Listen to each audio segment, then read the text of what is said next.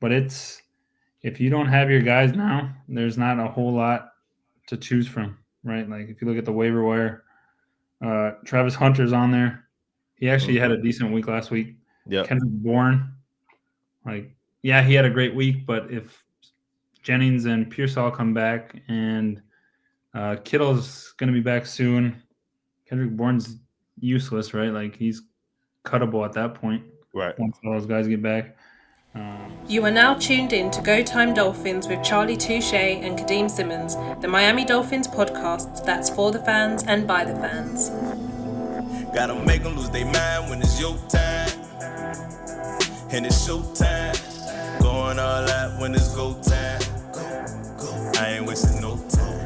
Gotta make them lose their mind when it's show time. Cause it's your time. Lay it on the line when it's go time. Go. Don't waste no time. Hey, it's fantasy football breakout. Everyday people having everyday conversation about everything fantasy football. I'm your boy Charlie Touche. Got my boy Story with me. I wanted to say it's always for the fans and by the fans, but that's a different segment. But we are still official affiliates of Fanatics, where you could be a fanatic of your favorite franchise. Story, what's up, bro? How is it going? I need some water early, bro. It's bleak in Dolphin Land already. Listen, I need some water early. Going to the water bottle early. It's not going good, bro. I am 0-5 in my two most important seasons. Podcast leagues, 0-5.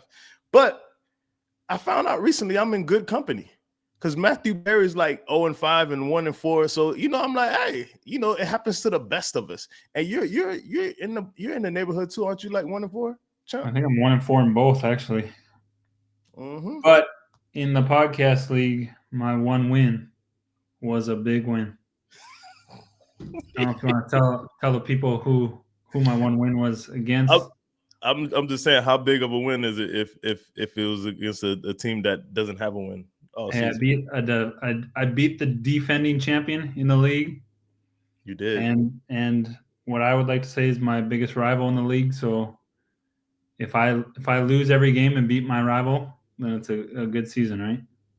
That's what they say, and it sounds good in theory. You know what I'm saying? But at the end of the day, when I'm 0-5, you're 1-4, and then there's 7 2-3 teams.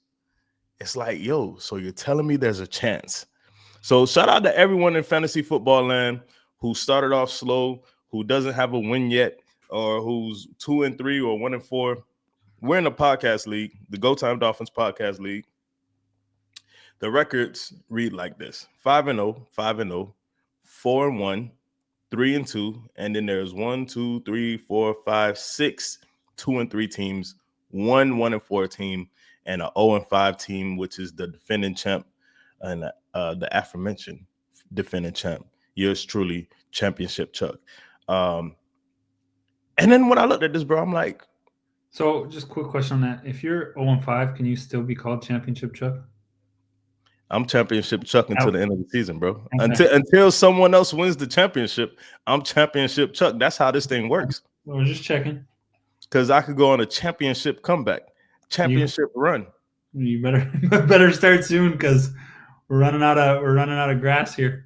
So listen, I went to go have a fire sale the other day. Another one. I'm gonna have another fire sale. And I looked at my team, and it's bleak, ladies and gentlemen. I got Justin Fields starting, Chase Brown starting, Travion Henderson. Was it Troy Franklin? Let's touch on Travion Henderson. What does that dude have to do to get on the field? Bro, I was watching that game. Was that Monday night or Sunday night? And Ramondre fumbled again. So I was like, okay, he's done. So then they started putting in Antonio Gibson, who's not super great, right? Didn't look anything special. Mm-hmm. He gets hurt. He's out for the year.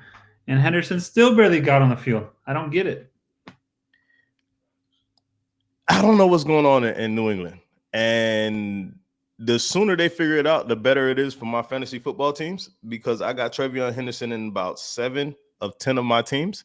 And I'm like, I'm just waiting. Oh, this is it. And there was a meme going around. It's not even a meme. It's an actual team out there on Twitter. And it had about, I want to say 8 players on it. All of them were either out, IR, or questionable. And I wanted to see the rest of this guy's roster, because I'm like, yo, who else does this guy have on his roster so I could get rid of him? And if I'm being honest with you, it almost looked like my roster, because I had Neighbors. I have Mike Evans. Obviously, we know Neighbors out for the season. Mike Evans is out. He might come back this week. I doubt it. Omarion Hampton, IR. Ricky Parasol was out last week.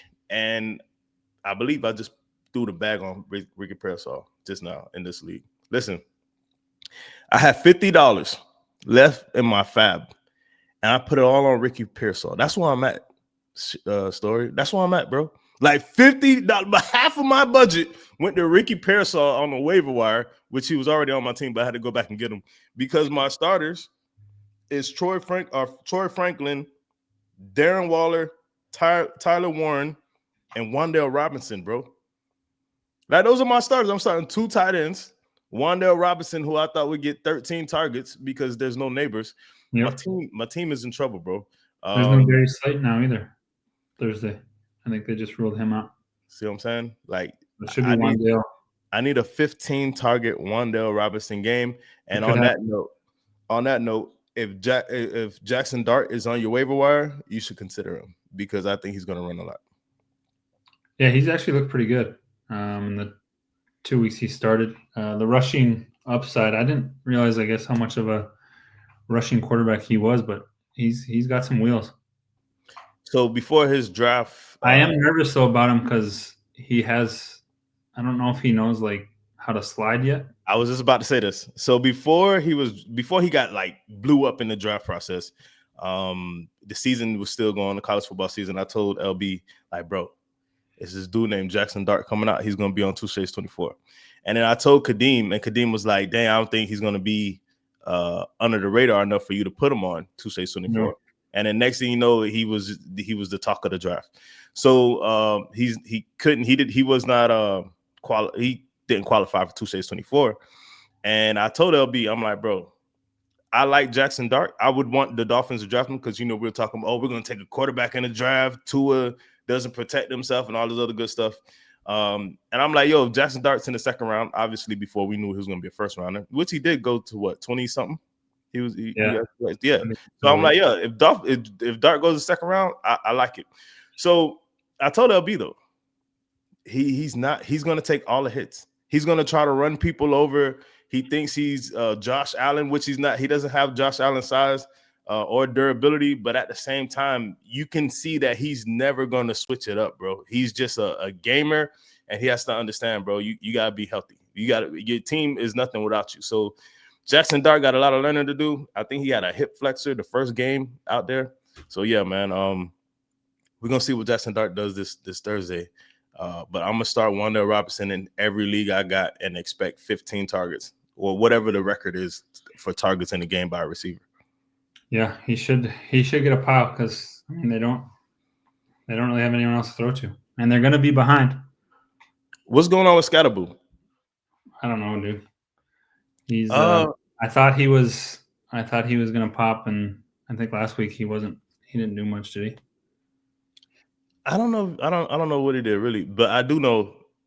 Just pivoting real quick, because I got this guy on my roster. Oh, Jordan Mason also on a bye, so it's like I got people I can't even play. But I thought Christian Kirk was gonna come back and do something, bro. I thought Christian Kirk was gonna take the what's your boy name who had the knee injury, the severe knee injury in Houston last year. Tank Dell. Yeah, I thought he was going to take the Tank Dell role, bro. I thought, you know, we only got Nico Collins. We got 2 rookies we just drafted, but we spent money on Christian Kirk, and he was injured coming in. And now that he's playing, I'm like, okay, now it's going to be Nico Collins and Christian Kirk. Christian Kirk is going to be in the slot role. He's going to get 8 targets a game. This should translate to 12, 13 points of fantasy football every week. If we pull up his chart, we got 5 points, 5 points, and 10 points. Now it's on a bye week, so maybe Christian Kirk is hold onable for a team like my 0-5 team. Yeah, I mean, if you look at the waiver wire, right, like it's pretty bare. I mean, like you said, at receiver, I'm like this week in the podcast league, I'm starting Terry McLaurin if he plays. He's questionable, and Trey Tucker, Las Vegas Raiders. I mean, you rolling the dice with that one. Yeah. But he's had the targets, Right. except for week 4 against Chicago. We only had 2, but he had 3 week 1, 8, 9, and then 6 last week. Didn't he have like a 24-point fantasy week? He had a 40-point fantasy week. I knew it was something crazy. Washington, yeah, 8 catches for 145 and 3 touchdowns. Obviously, not expecting that, but would like, I don't know, 15 points out of him. If he could do that, I would probably take it. But if you don't have your guys now, there's not a whole lot to choose from, right? Like if you look at the waiver wire, Travis Hunter's on there. He actually had a decent week last week. Yeah. Kendrick Bourne, like, yeah, he had a great week, but if Jennings and Pearsall come back and Kittle's going to be back soon, Kendrick Bourne's useless, right? Like he's cuttable at that point. Right. Once all those guys get back.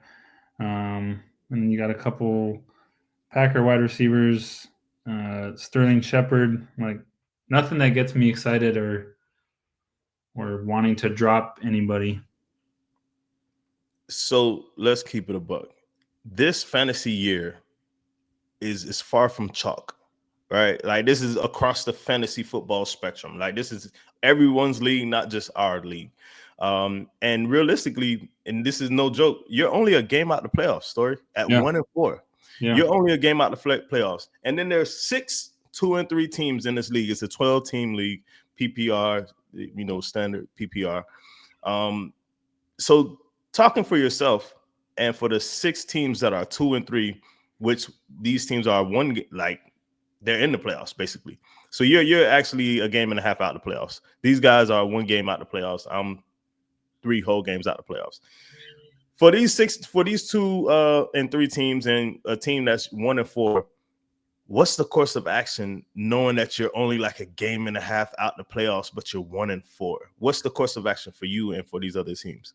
For me, it's win by any means necessary, right? Whether that's starting Trey Tucker or, I have a hard time now with the defense and kicker. I'm in a couple leagues where we don't play defense or a kicker, but those are like afterthoughts to me, right? And I go on my waiver wire and I'm looking and I'm like, oh crap, the number 1 kicker is available. Like, why have I not picked him up? Yeah. Well, you know what I mean? That's very common in fantasy football, by the way. You can find that stuff.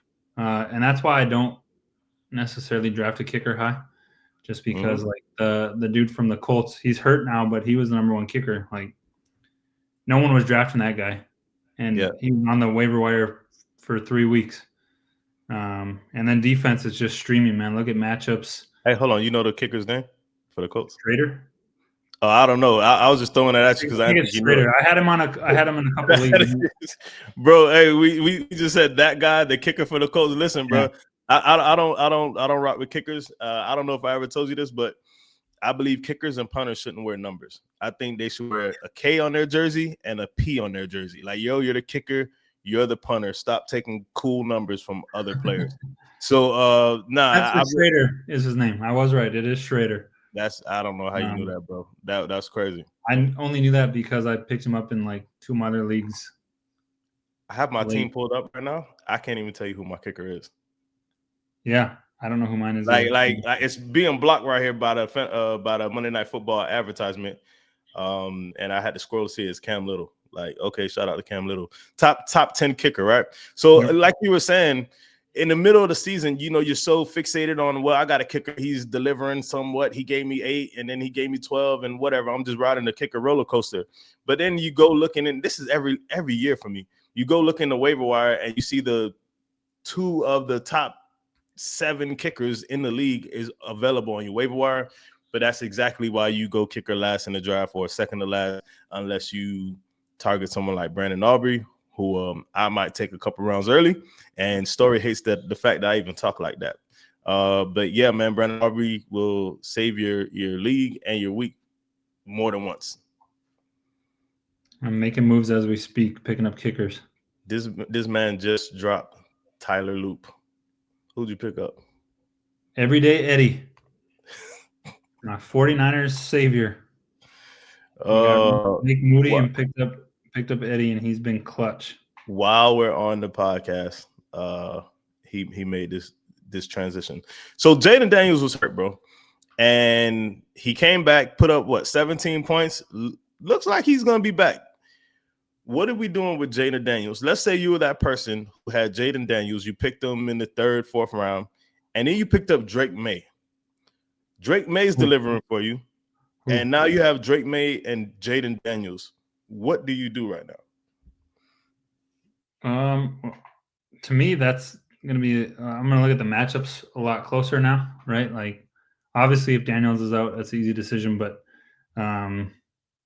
Drake May has been on fire. And that boy's on a heater, you call it. He's got Diggs looking right? Like, it took Diggs a couple weeks, but now Diggs is looking like he might be a steal. Mm-hmm. And I was thinking about taking Diggs late, right? Just because you never know.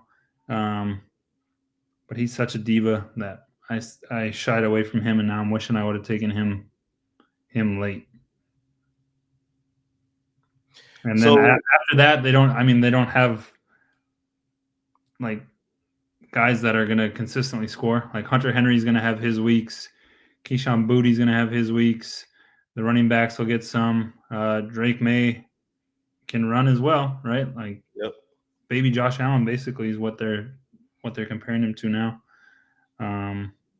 But I would think before it would be, I've got Jaden Daniels, set it, forget it. Yeah, lock him in every week, doesn't matter. But now you probably have to start looking more at matchups and seeing where everyone's at. So if you have something like Jaden Daniels and Drake May, Jaden Daniels got hurt, so you had to go pick up a quarterback. Maybe you picked up Daniel Jones. Maybe you picked up Drake May, and you're at the top of the league. And now you're like, hey, I'm 4-1. I'm 5-0. I have these 2 pieces. Maybe you like the luxury of having a backup plan. That's a very good insurance policy that you have right there at quarterback. But there's someone somewhere in your 10 to 12 team league that needs a quarterback, and you probably have a piece that you really want. That's a bargaining chip right now. So you can go get a piece. I don't have a comparison. I don't have maybe it's something like a DK Metcalf. And I don't know if we do a 1-for-1 trade for DK Metcalf for one of those quarterbacks, but depending on what your team looks like, you can go get a flex position for something like a Jaden Daniels, in my opinion. And if you're at the bottom of the league and you have Jaden Daniels and Drake May, or Jaden Daniels and Danny Pence, as we call him on here on Go Time Dolphins, you need to start moving some pieces. Maybe you move both of them. You know what I'm saying? Like, depending on how far back you are in your league, if you're 0-5 like me, and I had Jaden Daniels and Daniel Jones, I'm moving both of them, and just depending on something like a Jared Goff to bring me back and try to go get those starting pieces. So I asked Story, what's the course of action if you're only a game and a half out, you're only 1 game back, but you're 2-3, you're 1-4. Here's the difference. You're 2-3, 1-4, you're a game and a half out. You got to look at your league. Everyone isn't as comfortable as you think they are. Everyone's going through some type of injuries. You got the bye weeks coming up, and this is where, we're not going to give this piece of information away on the mainstream. We're going to give this piece of information on Patreon. I ain't going to say what I was about to say. You got to pay for that. So come on over to Patreon after this episode. We'll tell you the secrets to the bye week. But at the end of the day, you don't want to panic if you're 1-4 and you're only a game and a half out.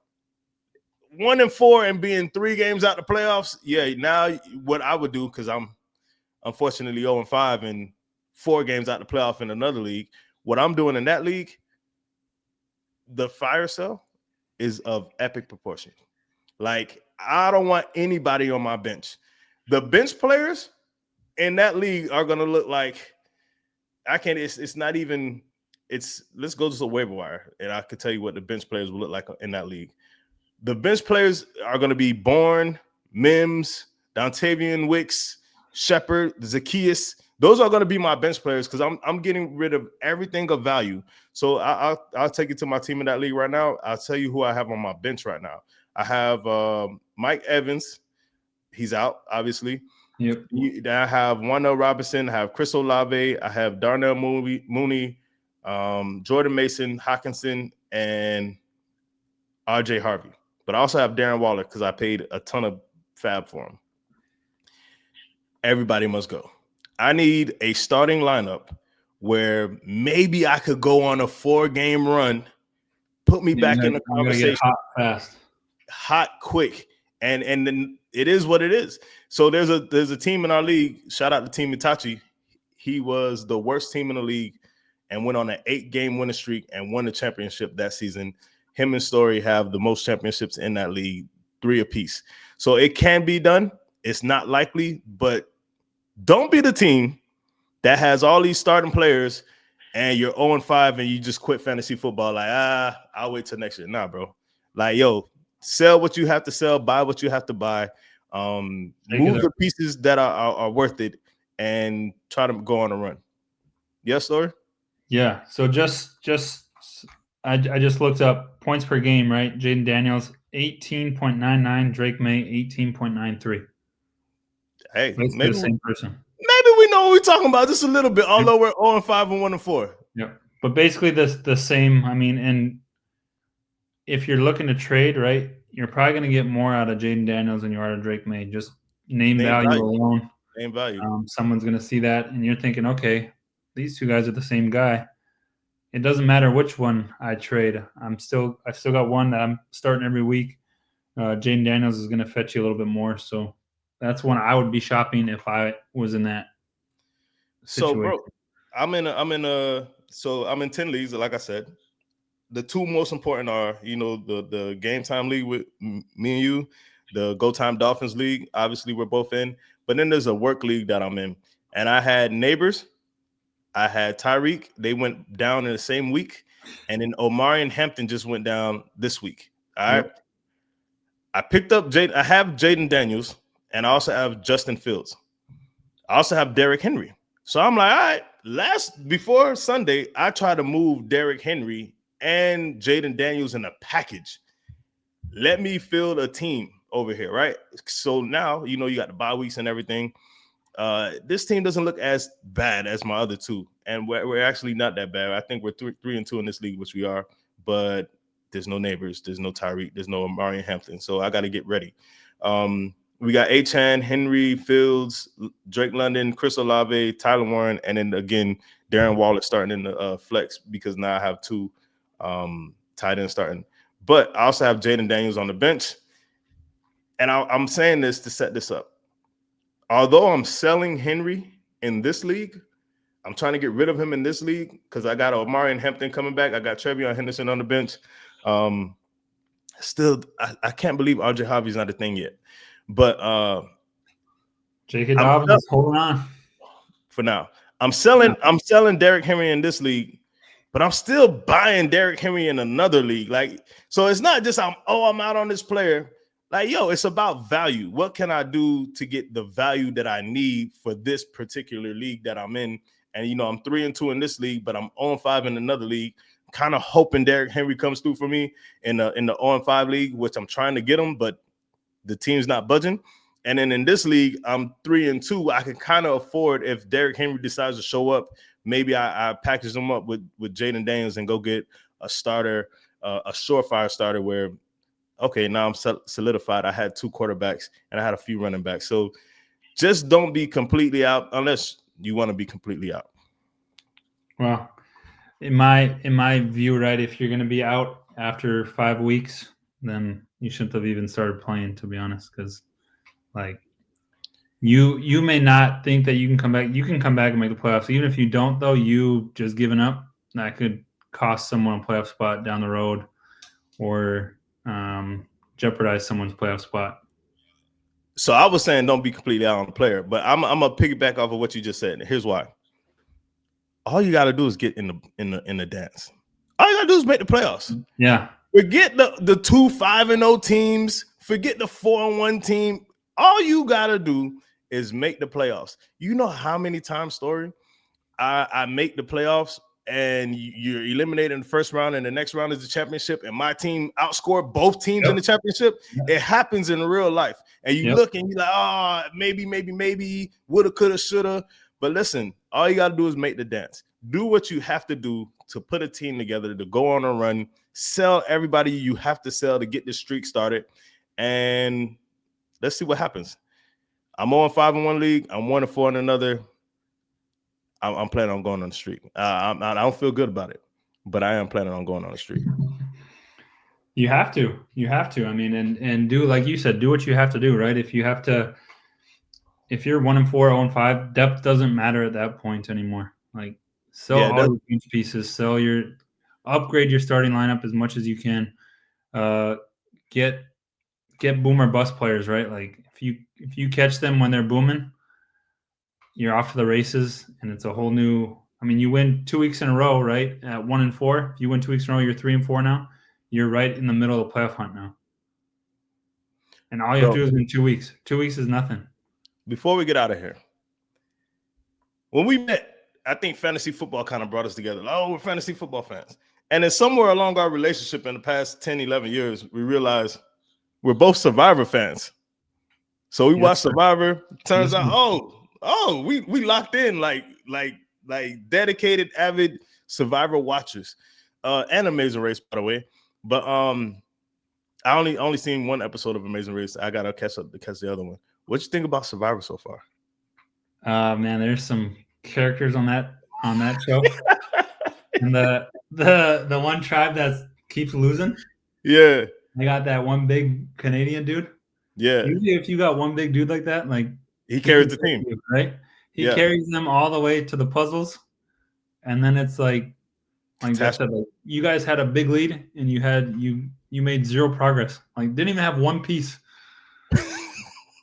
Like, bro, they were trying to move pieces that were stationary. You could have put 2 blind people up there and they would have got just as far.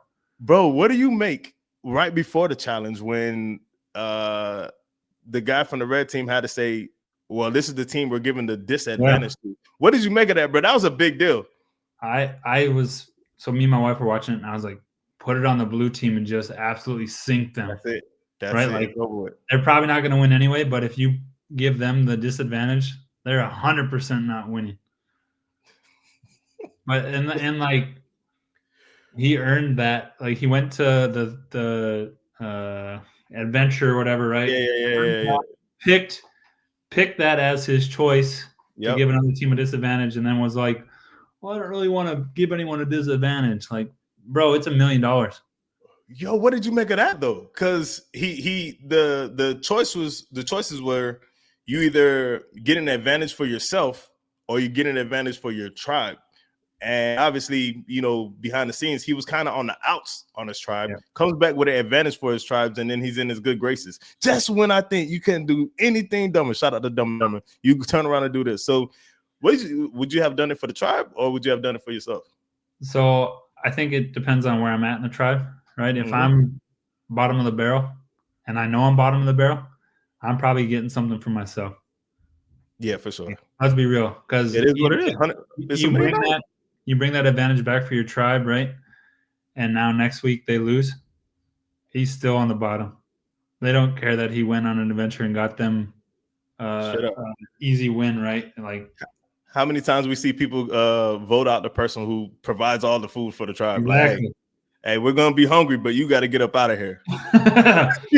How about the beware advantage on the one tribe, right? And he's trying to keep it low key, and now 4 out of the 6 people know about it. Yo, that's the one with Sophie, right? The chick. and she was trying to keep it for herself. She found it, and she was trying to kick it around and try to keep it for herself. But I didn't think.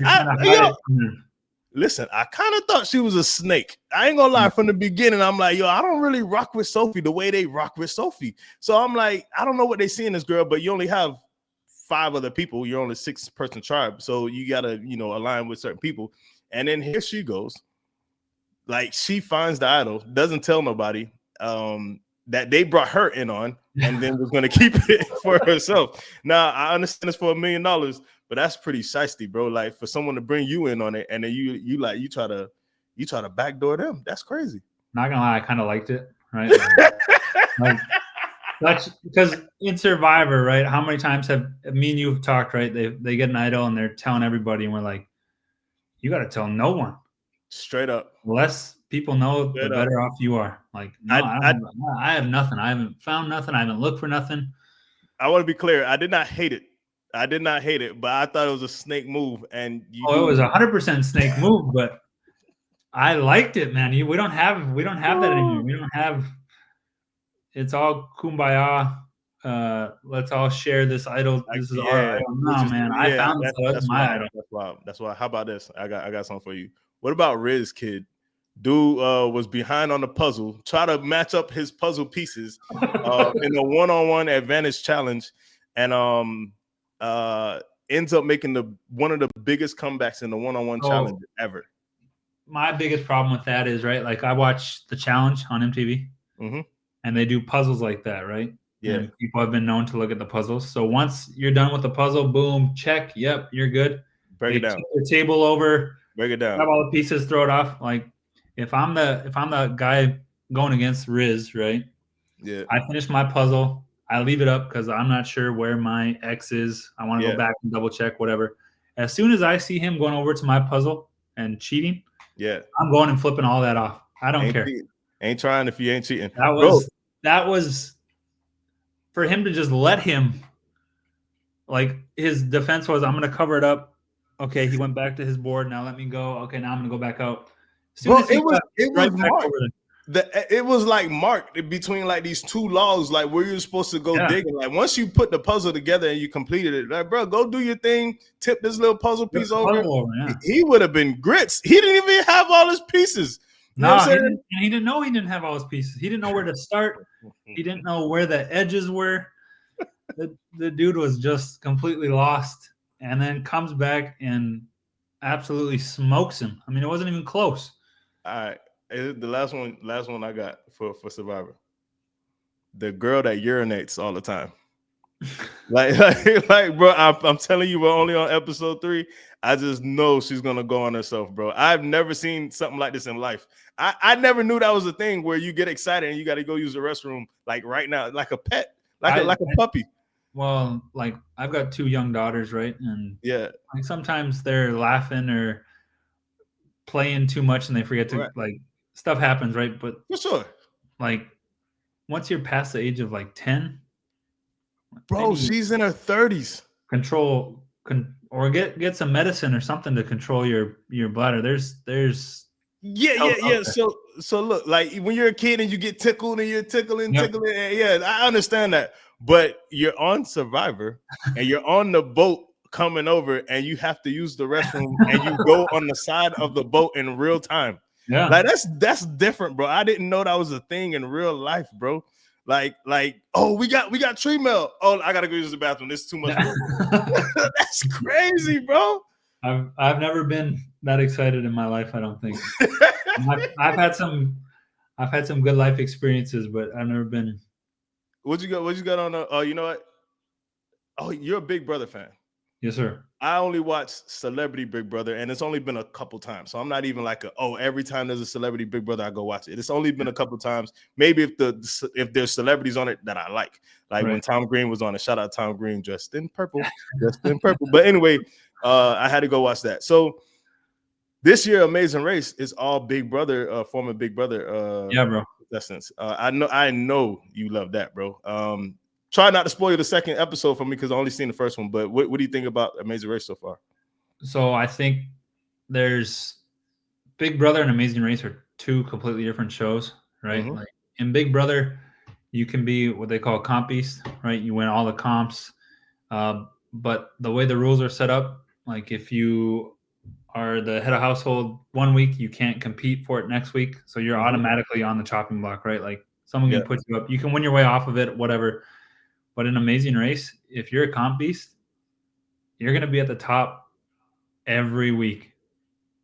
There's like you could have a crappy social game, no one could like you, and you can still win Amazing Race. Big Brother, people have to like you for you to win, right? Like you can send people out, play great, and like, man, I ran this game. Everybody listened to me. Everyone voted out who I wanted to vote out. But all those people that you voted out are picking who wins. So you have to kind of manage your jury. It's kind of like Survivor, right? Like they vote on who they want to win. Amazing Race, it's complete the task, get to the mat, and be the winner.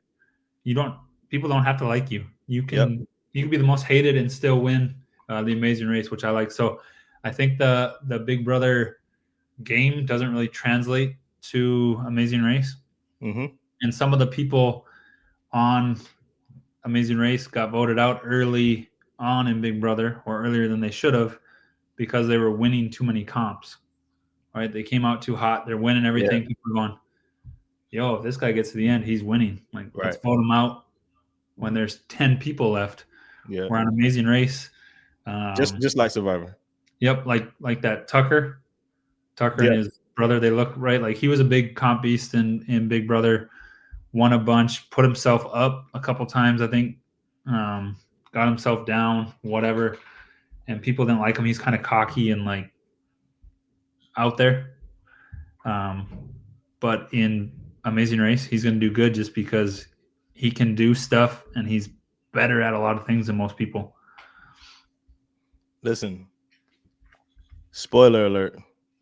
Story and I are going to apply for Amazing Race, and we're going to run the race, and we're going to win. We're going to win. Just like we're going to get the ball. We want the ball. And we're going to score. But now we're actually going to score, though. We're actually going to just to bring it back into football. Hey, y'all, appreciate y'all rocking with Fantasy Football Breakout, man. That's the name we came up with. This is the layout we got. I hope y'all like the name. I hope y'all like the title, all the other good stuff, man. Come on over to Patreon, get some advice from an 0-5 team. 0-5 champion, though. Y'all be easy. Gotta make them lose their mind when it's your time. And it's show time. Going all out when it's go time. I ain't wasting no time. Gotta make them lose their mind when it's show time. Cause it's your time. Lay it on the line when it's go time. Don't waste no time. Gotta make them lose their mind when it's your time. And it's show time. Going all out when it's go time. I ain't wasting no time.